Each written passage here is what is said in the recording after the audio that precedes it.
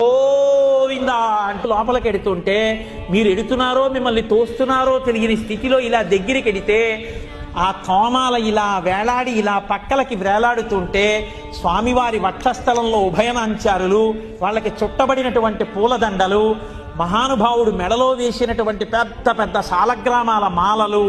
ఆ కడుపు కొద్దిగా ఇలా వంగినటువంటి నడుము, దానికి పెట్టుకున్నటువంటి బ్రహ్మాండమైన వడ్డానం, దానికి ఉన్నటువంటి దశావతారాలు, అడ్డంగా పెట్టుకున్నటువంటి నందక ఖడ్గం, బలిష్టమైనటువంటి తొడలు, పాదములకు పెట్టుకున్నటువంటి మంజీరములు,